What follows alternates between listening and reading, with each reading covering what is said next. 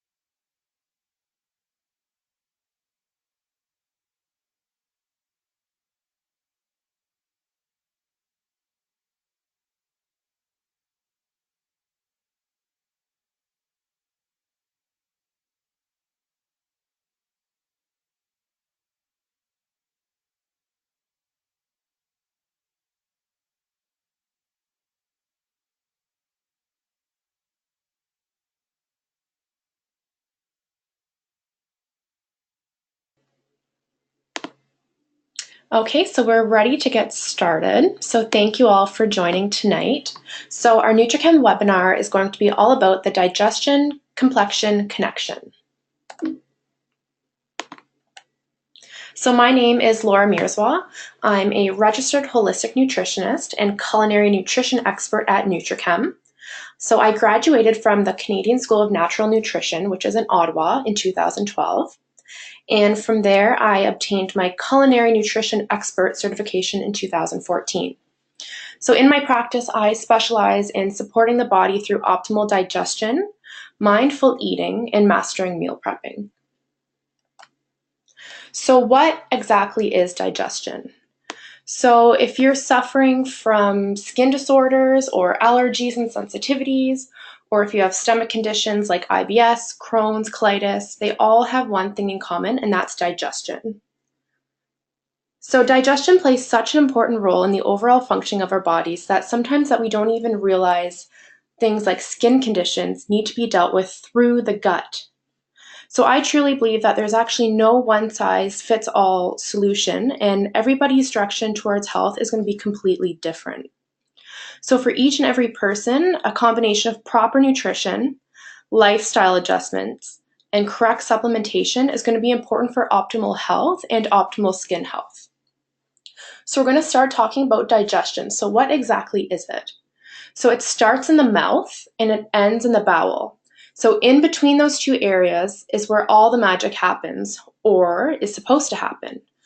So digestion is the process of efficiently breaking down food into more absorbable nutrients. And that's done with 3 specific digestive enzymes that help us break down our food. So we'll be talking about amylase, lipase, and protease.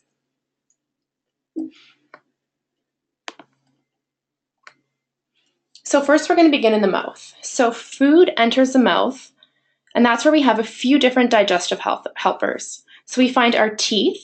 They mechanically break down the food we eat by chewing it into smaller pieces. So this actually exposes more surface area to the digestive enzymes to work on. And then as we chew our food, our saliva gets mixed in, which helps to break down the food even more. So in saliva, we find the digestive enzyme amylase, and that helps to break down carbohydrates. So those are fruits, vegetables, beans, legumes, and whole grains. And then after the food is thoroughly chewed, it passes through the esophagus, through the lower esophageal sphincter, and then into our stomach. So chewing actually signals the body to start the digestive process. The stomach. So the stomach expands, it releases hydrochloric acid, and that increases the pH to the stomach around 5 to 7, and that helps to further break down food into smaller particles. So hydrochloric acid, also known as HCl, kills bad bacteria, And this is important for dysbiosis, which we'll be talking about in a couple minutes. So that actually means when too many bad bacteria outweigh the good. And then depending on what has been eaten, so food will be in the stomach from around 30 minutes and sometimes up to 2 hours. And then at this point, 60% of carbohydrates, 30% of protein, and 10% of fats have been pre-digested. So HCl helps to break down protein. So this is chicken, beef, any animal products, so eggs, and then beans, legumes, nuts, and seeds. And then these proteins are broken down into amino acids. So amino acids are responsible for building muscles, for our organ function, healing wounds, and supporting our immune system. So as food moves through the first part of the small intestine, and that's also called the duodenum, the gallbladder releases bile to emulsify fats into smaller pieces for the next enzyme lipase to break down. So the small intestine is about 15 to 20 feet long, and that's where most of the absorption happens. And approximately 70% of the immune system is found in our small intestinal system. And along with production of about 80% of our body's serotonin. So serotonin is also known as our body's feel-good neurotransmitter. And then along the small intestinal wall, we have something called brush border enzymes, and those are called villi and microvilli. And they help to increase the absorption of nutrients. So that's including minerals, water-soluble vitamins, amino acids from protein, and short-chain fatty acids. So any long or medium-chain fatty acids, which are fat-soluble vitamins, are going to be absorbed into the lymphatic system. And you can think of the lymphatic system to be almost like a transport vehicle for nutrients, and it's our body's filtration system as well. So it helps to filter the body's waste. And then again, we're going to find a little bit of more amylase, which is going to further break down carbohydrates into glucose. And this is going to be our body's main energy source. And then next, everything moves along to the large intestine, also known as the colon. And that's going to be about 3 to 5 feet long. And here there's actually only minimal absorption. And this is where the liquid that used to be food turns into stool. So our stool is made up of bacteria, fiber, intestinal secretions, and cellular debris, and also some bile salts. There's also some bacteria in the colon that actually make vitamin K and our B vitamins. So if the stool is sitting in the colon for too long, bacteria can actually metabolize and they can become toxic to the body. So with the help of water and fiber, waste is then eliminated at least once per day. So that's if all is well in the intestinal system, if everything has been digested properly. But this isn't always the case. We don't all have perfect digestion. So the saying that we often hear is, you are what you eat. But that's not entirely true. So a way that I like to tell people to think about it is, you are what you absorb. So if you're not absorbing everything properly through your food, then you are not what you eat because you're not absorbing everything properly. So the overall health of your skin is going to be critical to the health of your gut. So all of the nutrients that help to build skin tissue are relied on by what your body's absorbing from the foods that you're eating. So without proper digestion, nutrients get left behind, and all of our nutrients aren't properly absorbed, and sometimes this can lead to leaky gut. So just a quick recap on digestion. So it means food being broken down into smaller units by enzymes. Those enzymes help to break down food into more absorbable nutrients. And then we have absorption, which is when food actually crosses through the cell membrane into the bloodstream. And then we have assimilation. So this is where food is converted into cells that build tissue like our skin. Then we have elimination. That's where metabolic waste and byproducts are removed.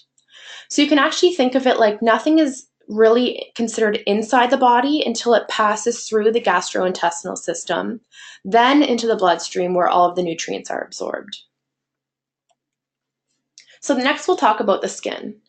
So the skin is a thin layer of tissue forming the natural outer covering of the body, and it's actually the largest organ of the human body. It has more than 30 layers deep, and it weighs roughly 3 to 4 kilograms. Our bodies shed between 50 and 30,000 dead skin cells every single minute. Skin cell turnover gradually slows from every 14 days for babies and children, and then to about 1.5 to 3 months for adults over the age of 50.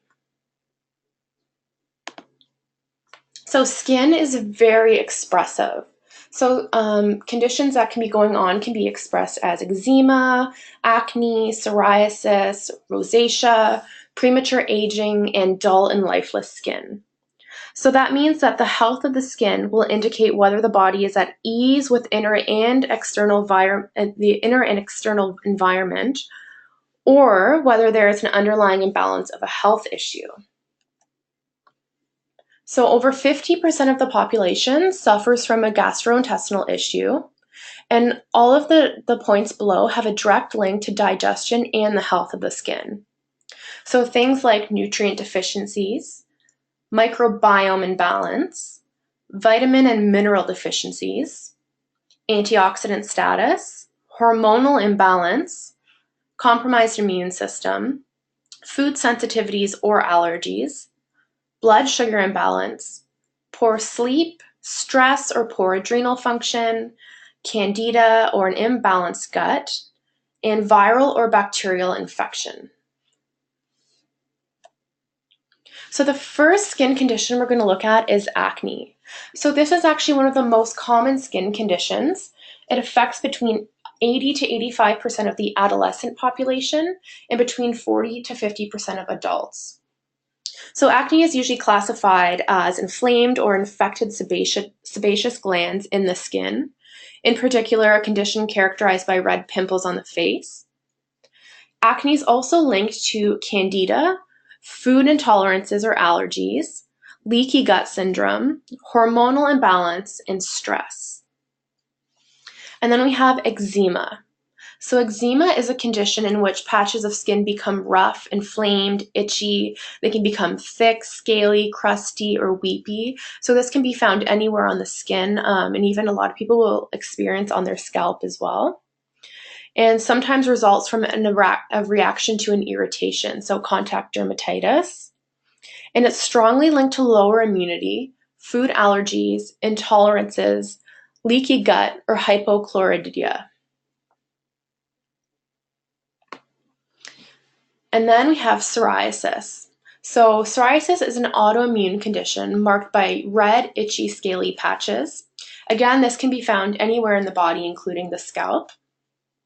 So what happens in psoriasis is actually the skin cells replicate too quickly and they begin to form layers and layers on top of the skin, which results in scale-like skin condition. And psoriasis is also linked to food allergies or sensitivities, leaky gut, bowel toxicity, and also poor digestion of fats. So rosacea is a condition in which the capillaries just below the skin surface become dilated, and eventually this results in inflammation. It can be red or blotchy looking skin, can be patchy, or can almost look like bumps or pimples on the skin surface. And this often begins with frequent flushing before progressing into a more permanent inflammatory skin condition. So often people's cheeks will become more red or more flushed. This can be linked to SIBO, H. pylori, and again, food allergies and sensitivities, and hypochlorhydria. So the digestion complexion connection with the microbiome. So what exactly is the microbiome?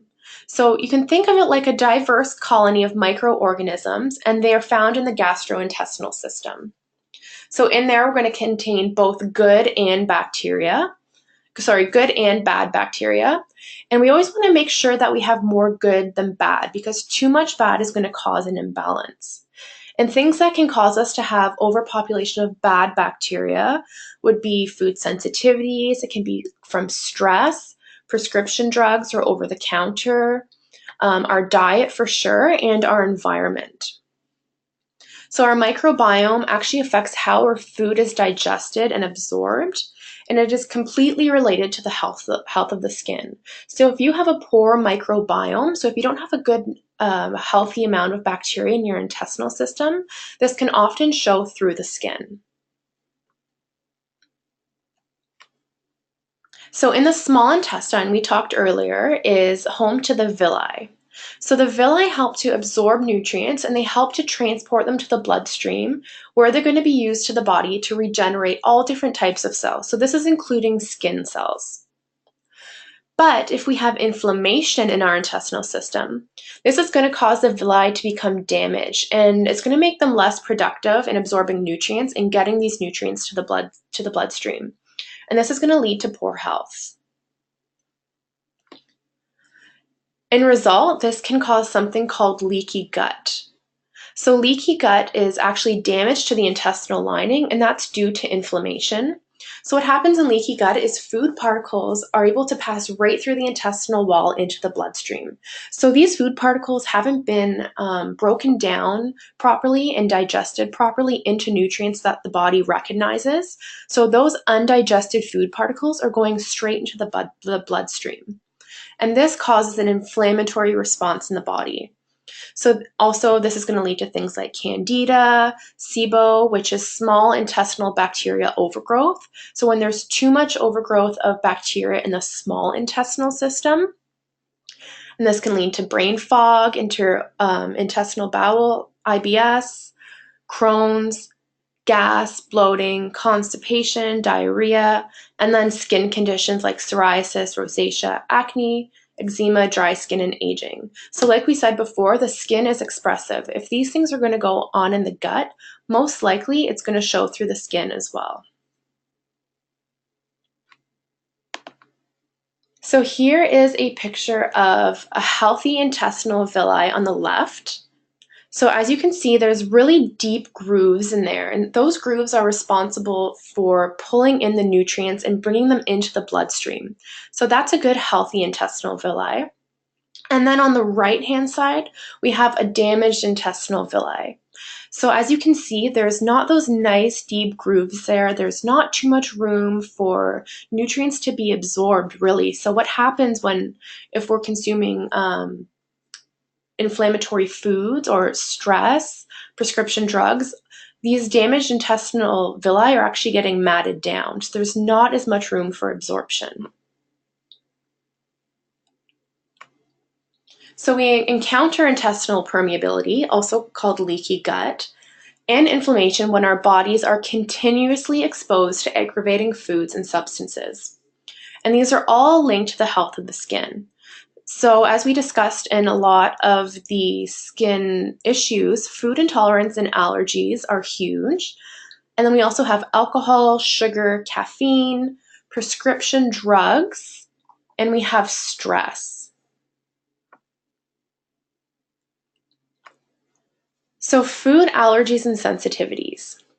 These are going to be aggravating foods to the gut. So these include, but they're also not limited to certain foods like gluten, dairy, soy, eggs, nuts, pork, tomato, corn, strawberries, and caffeine. Now, these are only the top food allergies or sensitivities that most people have. But you can also do food sensitivity testing too, because everybody's going to be different. So of course, some people are going to be sensitive to other foods than others. And those are usually best left out of the diet for 4 to 6 weeks.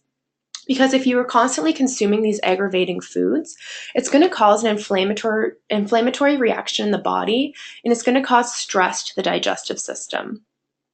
And that directly contributes to skin issues like eczema, psoriasis, rosacea, and dry skin.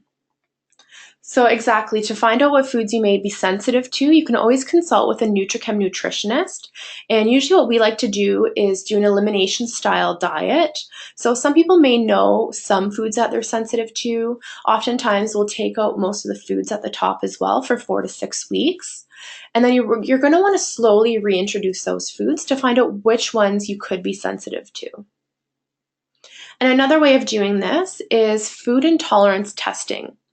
So this measures your level of sensitivity to over more than 200 specific foods.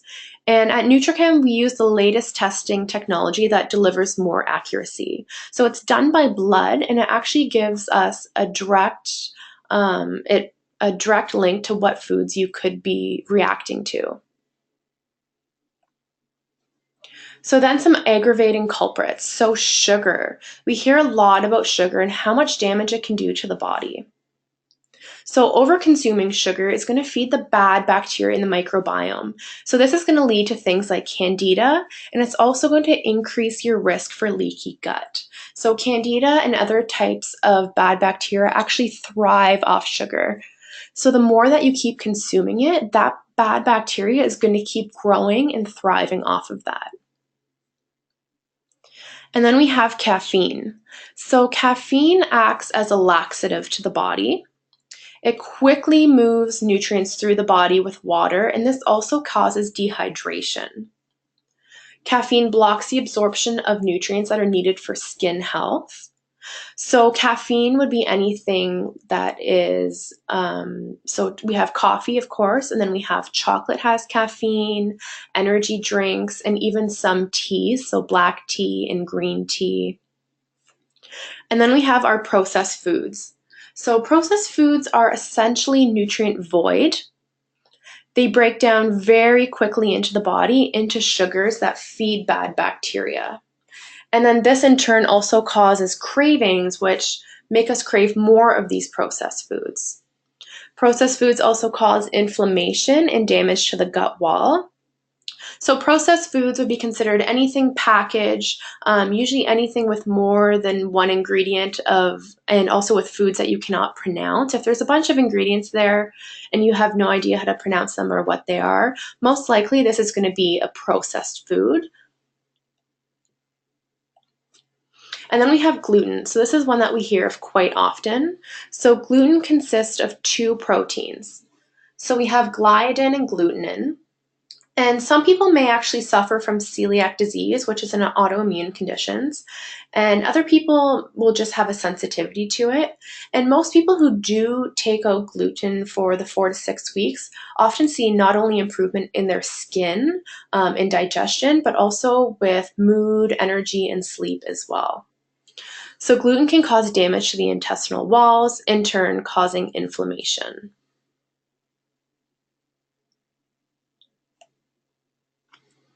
And then we have dairy. So the human body does not produce the high levels of protein, which is casein, does not process the high levels of protein, which is casein, the largest protein molecule in dairy, or the sugar, so the lactose in dairy products well. So we're not actually made to process that in the body. So when we do consume it, the body looks at it like an invader. So it kind of holds up that red stop sign and then produces an inflammatory response in the gut. So that's causing more inflammation in the gut and again, causing damage to those villi that help us to absorb the nutrients and bring them to our bloodstream. And not only that, but dairy can be very mucus forming and it can be very acidic for the body. So anywhere that's very mucousy, warm, or acidic, that's actually an ideal place for bad bacteria to breed.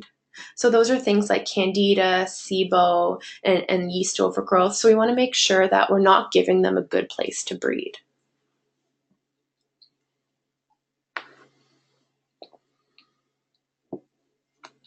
So then we have prescription drugs and over-the-counter medications. Corticosteroids. So these actually turn off the immune response, thereby decreasing the inflammatory reaction of the skin.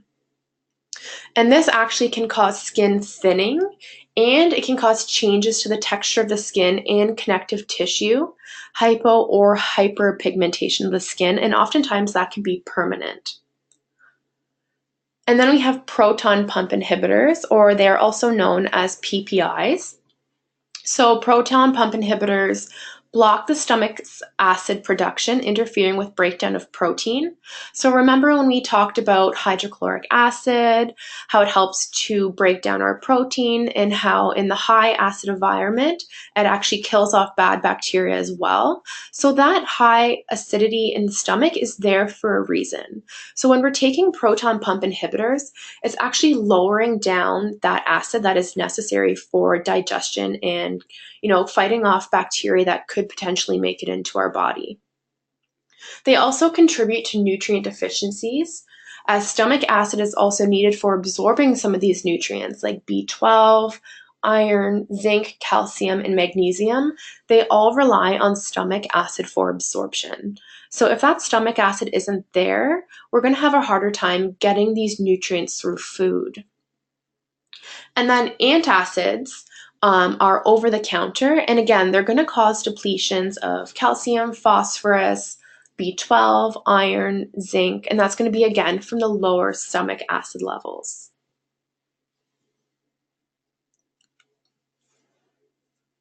And then we have antibiotics.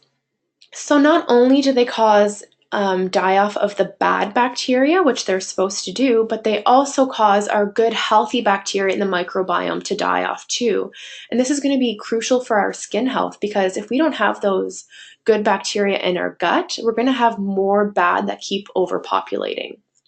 And again, antibiotics can cause nutrient deficiencies, so such as beta-carotene, calcium, magnesium, iron, potassium, folic acid, and vitamin K.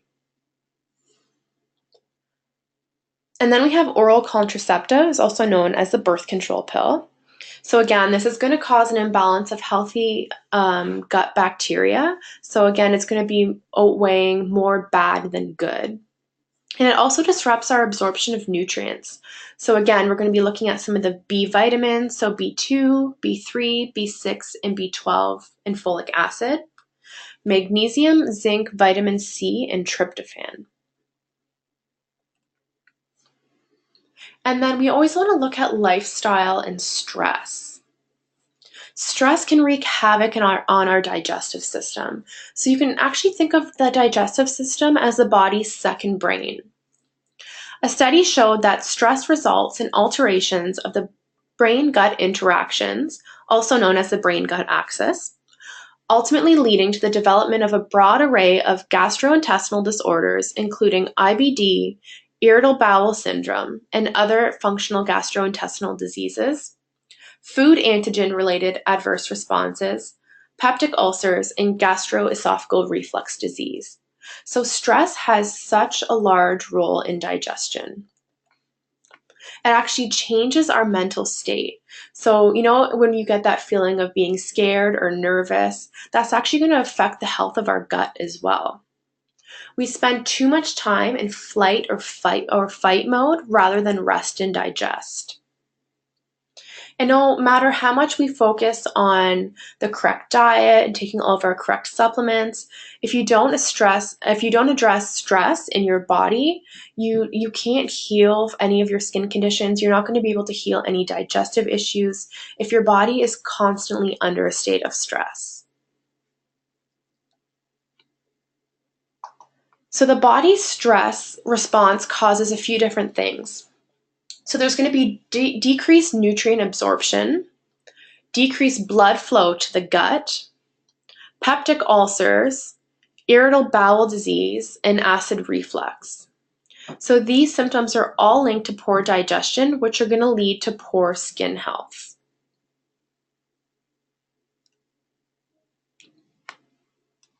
So now we're going to talk about some of the keys to supporting digestion.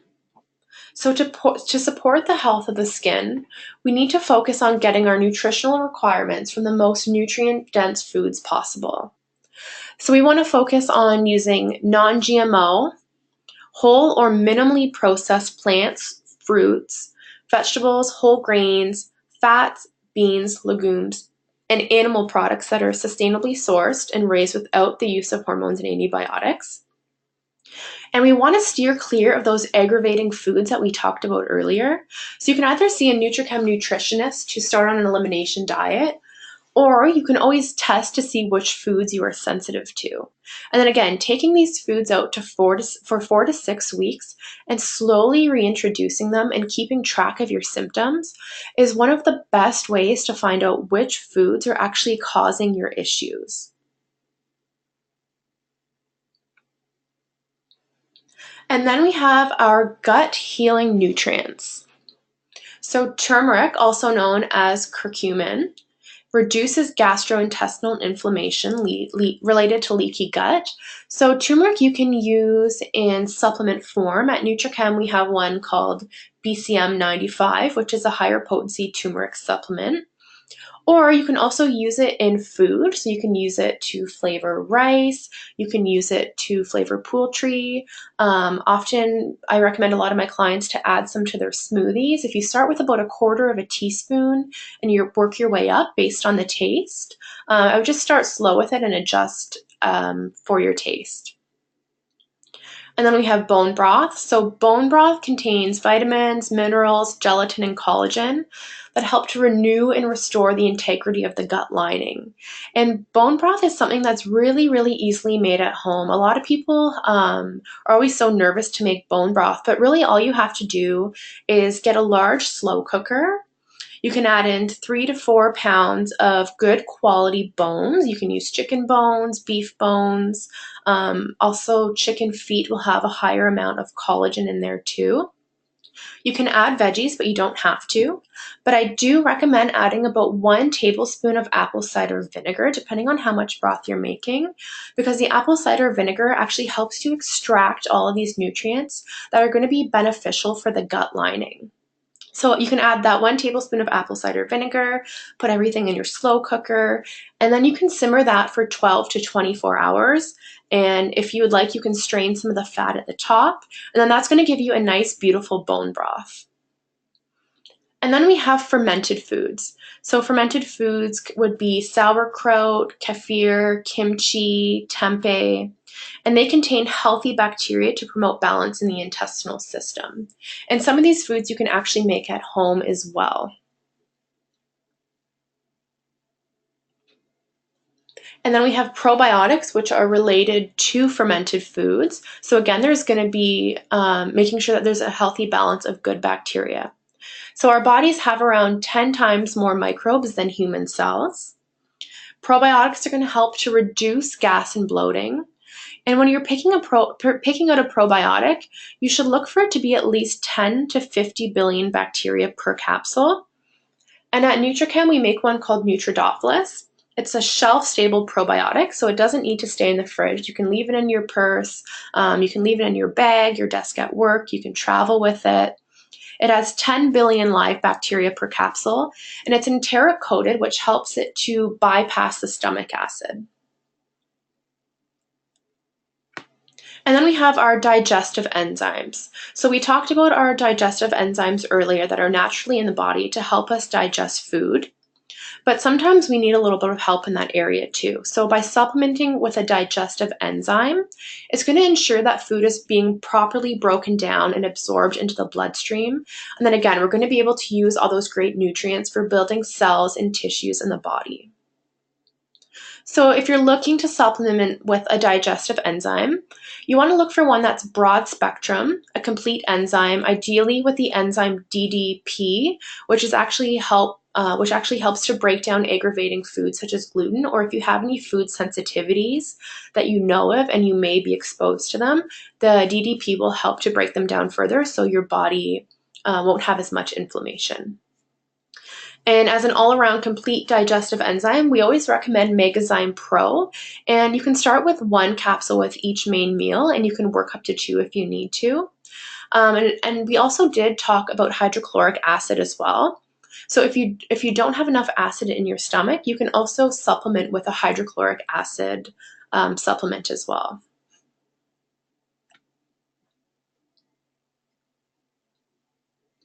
And then we have GI Rescue.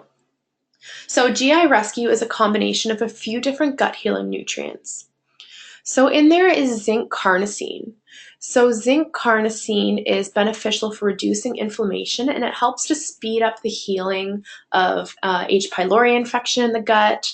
And it also acts as a stabilizer to that mucosal lining in the stomach and the small intestine.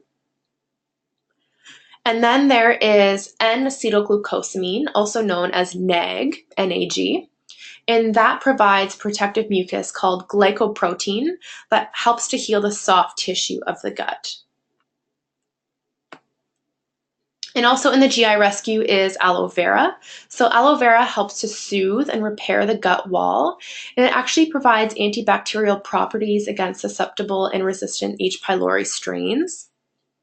And we also have L-glutamine in there. So L-glutamine is the most abundant amino acid found in the human body.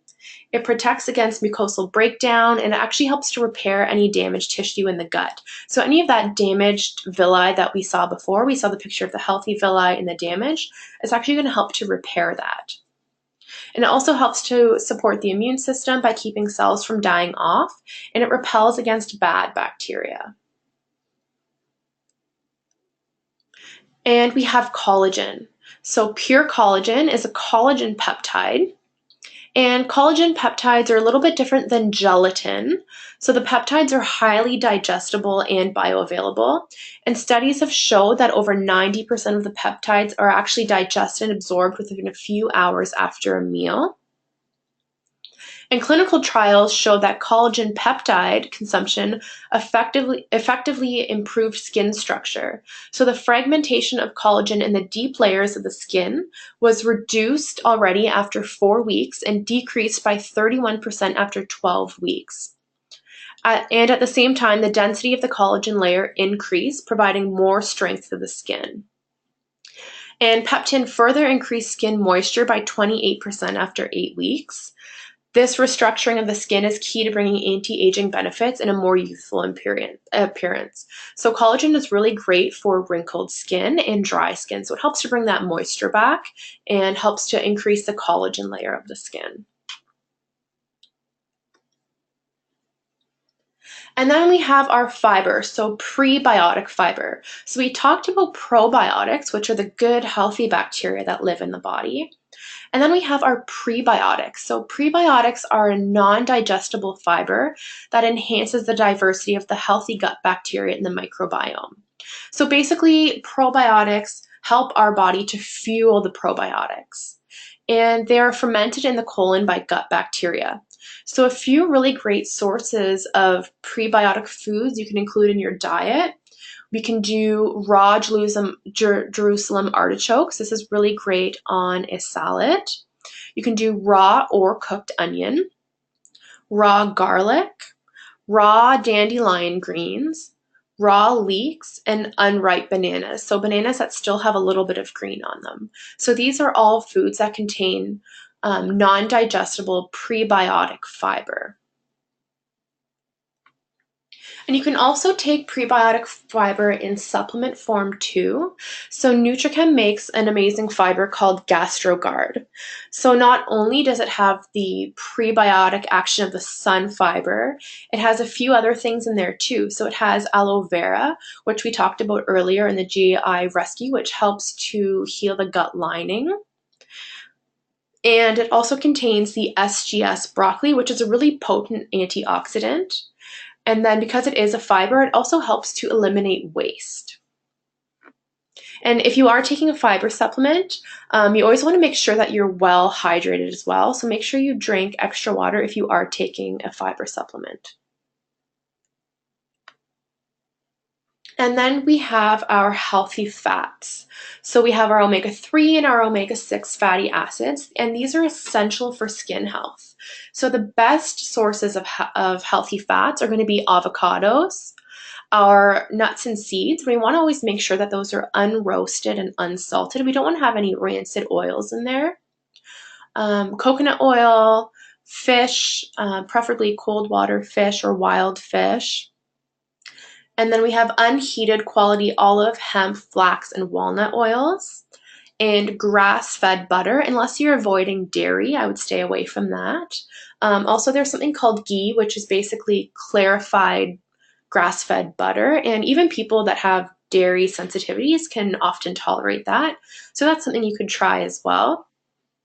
And a really good tip for when you're purchasing fats, you always want to make sure that your oils are stored in glass dark bottles, because if those oils are subjected to heat and light, they can become rancid very quickly. So remember, when purchasing oils, dark glass bottles if it's possible, and always organic if you can find it. And healthy fats in supplementation form. So Nutrichem makes a product called Smart Oil. So it's a really great blend of omega-3 and omega-6 essential fatty acids. So essential fatty acids means that we must get them from diet or supplementation. Our body doesn't make them on their own, so that's why it's essential. And Smart Oil contains borage seed oil, which is really amazing for skin. It contains flaxseed oil and fish oil, so it's a really nice combination of the three. And then we have the Nutrichem Pure Premium Fish Oil. So this is one of the highest potency fish oils on the market. It has 1,825 milligrams of EPA and 925 milligrams of DHA. And fish oil is not only good for the skin, but it helps to regulate the inflammatory response. So remember, we talked about inflammation in the gut, so it helps to regulate that response. And then we want to talk about managing lifestyle and stress. So now that we know how much stress affects digestion and in turn can affect our skin health, we want to make sure that we're managing our stress correctly. So you want to look at things like exercise. So, you can go for walks, hiking, anything that's going to raise your heartbeat a little, and also something that you enjoy. So you want to make sure that it's something that you want to do and it's not something that you're being forced to do. And then we have nature. So connecting with nature is a really great way to combat stress. And when you're out there, make sure you're putting away your phone. You can go for a walk or go out with a loved one. And it's really great to try to get outside for 30 minutes for 30 days for stress reduction. And you'll really start to see the benefits. And then that becomes into a habit. So getting into nature is a great way to regulate stress. And meditation. So basically, meditation, all you really have to do is close your eyes, focus on the present moment, and focus on your breath. It really doesn't need to be complicated. You can start with about 5 minutes a day, and you can increase at your own comfortable pace. Deep breathing techniques. So a really great way to start is to take in a deep breath through your nose. You can hold it for 3 to 6 seconds, and then slowly release from your mouth, and do that for 10 breaths. Deep breathing is excellent for acute stressful situations. So if there's something that's going to cause you stress right away, deep breathing is a really great way to combat that quickly. It's also really good for falling asleep or even just taking a mental break during the day. So on your lunch break or a snack break, it's always good to do some deep breathing exercises. And then we have journaling. So journaling is basically writing down your thoughts, your to-do lists, and important reminders so you don't stress about forgetting things. And also a really great thing to journal is what you're eating. So remember when we talked about doing the elimination diet? A really great thing to do is write down what you're eating and writing down if you're having any specific responses to these foods you've eliminated once you reintroduce them. Sometimes it's not easy to remember which foods are giving you issues. So that's why journaling and keeping a food diary is really important to find out what foods are causing your issues. And then we have sleep. So sleep is necessary for optimal health and repair. So during sleep, the parasympathetic branch of the nervous system becomes active, and this results in that rest and digest mode. So this is when all of the repair is going to happen to the gastrointestinal system as well, when we're in rest and digest. And then we have some lifestyle tips for skincare. So you want to make sure you're developing a healthy skincare routine. We want to make sure we're taking care of the skin, not only from the inside out, but the outside in. So you can always find a holistic skin therapist. And you want to limit the use of makeup. So you don't always want to be coating your skin in makeup. And if you are going to use makeup, there are some really great natural options out there as well. And if you're suffering from any type of acne, eczema, or anything on your face, you want to make sure that you're changing your pillowcases regularly. And you also want to take a look at what brands of laundry detergents you're using. So you want to make sure that you're using natural brands, because some of the regular brands can actually have chemicals in there that are contributing to your skin issues. So a few good ones that I know of are Simply Clean and also Seventh Generation. They both make really great brands of clean laundry detergents. And then of course you want to use clean personal care products and makeup. And if you're not sure if something's good, what you can do is you can actually go on the Environmental Working Group's Skin Deep website, and in there you can either plug in the ingredients that are in your cosmetics and any of your skincare. It will rate them on, I believe it's about a level of 1 to 5 of how toxic or how bad it would be for your skin. So you can go on there, you can put in exact products, and if they don't have it, like I said, you can just look up each ingredient individually. Then they also have the Think Dirty app. So there's a few skin brands that we love and trust at Nutrichem.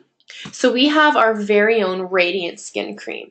So it contains extracts of beech tree bud and evening primrose flower. So beech tree bud has been clinically shown to enhance the moisture content of the skin, and it improves the look of wrinkles within as little as 4 weeks. And then the seeds of the evening primrose flower produce a luxurious oil. It's rich in essential fatty acid, GLA. And this essential fatty acid helps to hydrate the skin, and it also has anti-inflammatory effects. And another great brand that we love is called Korrina Organics. They are a Canadian-based company as well. So they have everything from shampoos, conditioners, to facial products, body products, and they're full of medicinal organics. And they are free of so many ingredients. They're very, very clean. And it's really nice that they have a whole unscented line as well. So if you're also sensitive to scents, they have a scent-free line. And then we have Skin Essence. So Skin Essence has facial moisturizers, cleansers, and masks, and they're all made from certified organic oils and other ingredients. And they're packaged in tinted glass, so the dark tinted glass bottle. So remember we talked about oxidization of fats and oils. So that's really nice. And they're also made in small batches. And we have La Barre à Savon soap. So this is really great hand soap or body soap. It's really rich and hydrating and nourishing for the skin. And it's really nice because they're available in hypoallergenic for those with sensitive skin too. And another thing you can do is test for your body chemistry. So earlier when we talked about everything that could be expressed through your skin, we can actually look at levels in the body through testing. So at Nutrichem, we have something called the BCB test, also known as the Body Chemistry Balancing Test. So that looks at over 50 different biochemical markers in the body. So through organic acid testing through urine, we can look at imbalances in the gut. So we can take a look to see if there's any bacteria that are too high. We can take a look to see how your body's actually utilizing these nutrients as well. And this actually provides an accurate evaluation of intestinal yeast and bacteria. So again, that's going to show if there's too much bad guys rather than the good guys. So this is going to identify the root cause of your health issue. So if you've tried everything and you really just can't get to the bottom of it, this is going to help you find the root cause. And again, it's going to find a solution that suits your individual needs. So it's always based on each individual person. So we also have our next upcoming webinar. So this is going to be Optimize Your Energy to Beat Fatigue. This is by our naturopathic doctor, Dr. Tanya Manikam. It's going to be February 23rd. And if you're interested in signing up for this webinar or any of our previous webinars, you can actually go to the website www.bit.ly/ncwebinars, and you can sign up for any of our previous or past webinars there. And after the webinar today, everybody's going to be mailed out the recording of the webinar along with all the slides. And you're also going to receive a coupon to save 15% off on all of the Nutrichem products that were discussed today.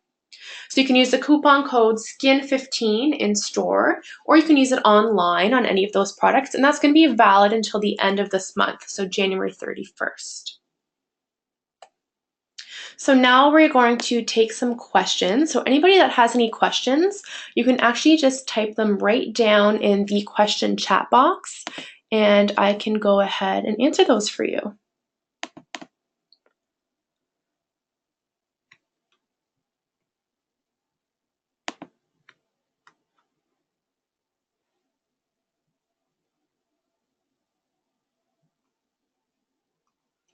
So we have one question, what was in the smart oil? So in the smart oil, there was the borage seed oil, there is flax oil, and there's a fish oil. So it's a mix of all three different oils of omega-3 and omega-6.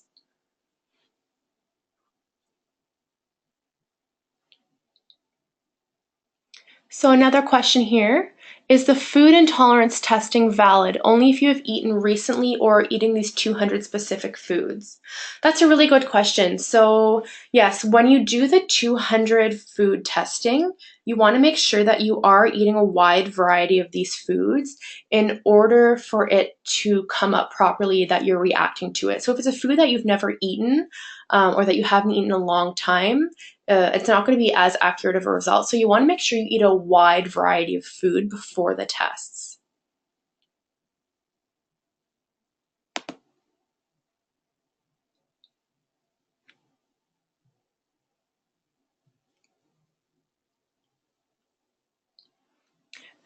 So another question here, what supplements should you take and quantities for skin health? So it really depends on the person for the quantity that you're going to take.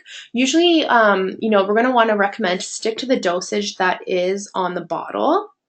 So you want to stick with the dosage that's on the bottle. And for exact supplements, it's going to really depend on the person.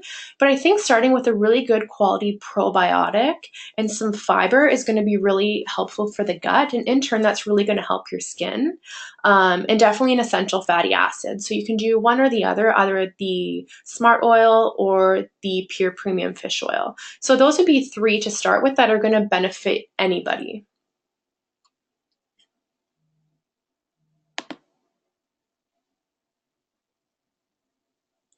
So another question here, I've been on a candida diet for 2 months and my skin cleared right up. I went back to eating regularly and acne came back very quickly. So this really depends on what type of protocol you did. So doing a candida diet for 2 months is great. So you really want to make sure that you are repopulating the body with the healthy bacteria as well, because usually on a candida diet, we're taking things that are going to kill off the bad bacteria, the candida. But in turn, this is also going to cause die off of our good bacteria. So we want to make sure that you're taking a good high quality probiotic, usually about 50 billion per day to help repopulate that good bacteria in the gut. And also, when we talked about journaling, so keeping a food diary is going to be really helpful. So I would suggest to introduce one food at a time and then track it to see if there's one specific food that's contributing to your acne or if there's a variety of specific foods, and then leave them out for a little bit longer.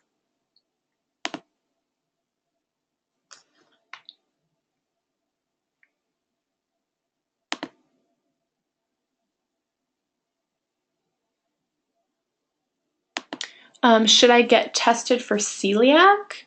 Really, that's something I would recommend that you discuss with either your doctor or your naturopathic doctor. So depending really on what kind of symptoms or issues you're having.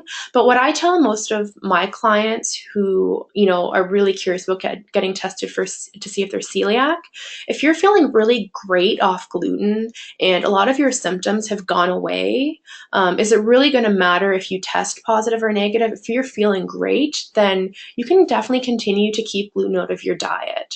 So it really depends on what you would like to know. For that, I would definitely talk about that with your naturopath or your nutritionist or medical doctor just to find out why.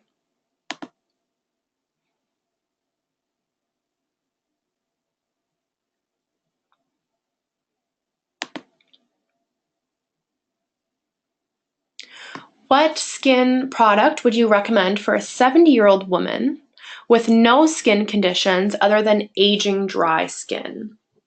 So topically, the Radiance Cream works really, really nice on aging and dry skin because it contains the beech tree bud and the evening primrose. So that's going to be really moisturizing, and it's going to help with wrinkles in the skin as well.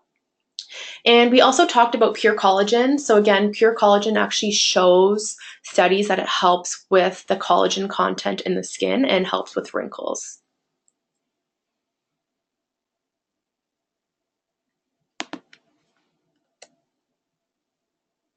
So will kefir cause inflammation because it is a dairy product, even though it is fermented? That's really going to depend on the person. So if you know that you're sensitive to dairy, I probably wouldn't recommend that you do the kefir, just because it can cause inflammation in the body. But if somebody's not sensitive to dairy, usually they can tolerate the kefir fine. And if you can't tolerate it, there's definitely other fermented foods you can have. So you can do the sauerkraut, you can do kimchi, you can also do tempeh, which is a fermented soy, and you're going to want to make sure that's organic.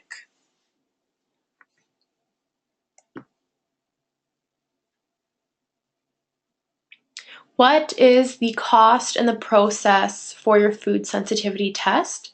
So in order to do the 200 foods testing, you do need to meet with one of the naturopathic doctors in order to have the testing requisitioned.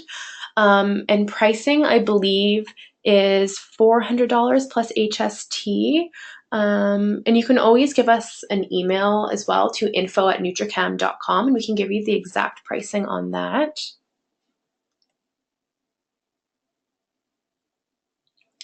Are fish oils consumed with food and probiotics?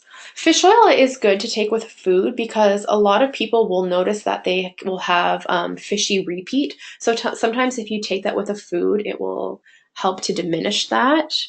And also fats are going to be well absorbed with food.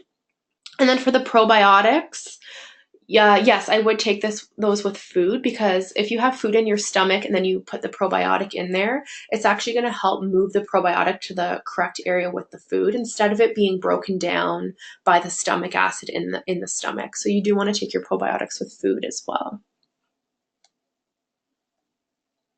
When is the best time of day to take your probiotics and prebiotics? For probiotics, you know what? I tell people whenever you're going to remember and with a meal. So if that works for you better, breakfast, lunch, or dinner, you can take that at either time. But just keep in mind that if you're ever taking any type of antibiotics or any type of antifungal or antimicrobial supplements, you want to take them at least about 2 hours away from each other because you don't want to take healthy probiotics to repopulate the bacteria and then right away take an antibiotic or an antifungal because that's going to kill off everything. So about 2 hours away. And then prebiotics. So if you're taking it in a supplement form, you can take that any time of the day in some water if it's a powder. And if you're doing it through food, well, then I'd recommend to do it with a meal. So if you're doing anything like the unripened banana, you could do that with some almond butter. If you're doing like the raw onion, raw garlic, you could do that into a salad dressing on a nice leafy green salad. So prebiotic, if it's a food one, you're going to want to do that with more food.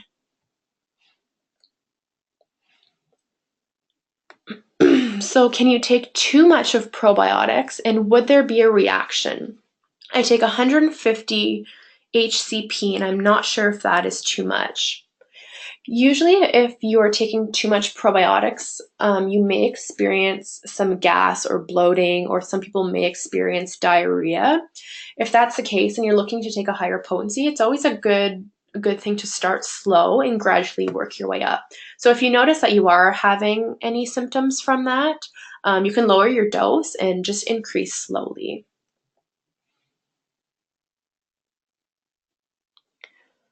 What is the best way to take collagen? So collagen is so great, and it's actually one of my favorite supplements right now because it is so easy to take. So it's in a powder form. So in the powder, you're going to be getting a lot more collagen than capsules. You'd have to swallow a lot of capsules in order to get the same amount in a powder. And collagen can be mixed into anything. So it can be mixed into hot or cold beverages. So you can mix that into a smoothie, you can mix that into a tea, you can even mix it into soups. So that's going to also help to up the protein in your soup as well. So collagen can be taken hot, cold, beverages, food, really easy to take. What is the collagen derived from? So the collagen that we have, the pure collagen, is derived from bovine hides. So that it would be the skin of the cows. And the cows that we use are from Brazil.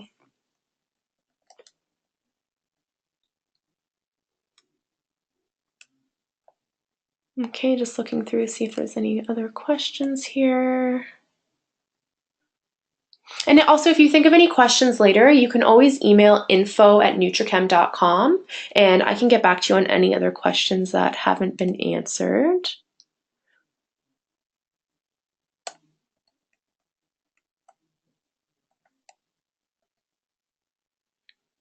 Okay, so it looks like that's all the questions from everybody. And again, if you have any questions, email us at info@nutrichem.com. And don't forget to use that coupon when you get it tomorrow. So you can use the coupon code SKIN15. You can use that online or in store. And that's going to be emailed out tomorrow with the copy of the webinar and with all the slides. So everything you can review, and you'll have the recording as well. So thank you everybody so much for listening, and I hope you all have a great night.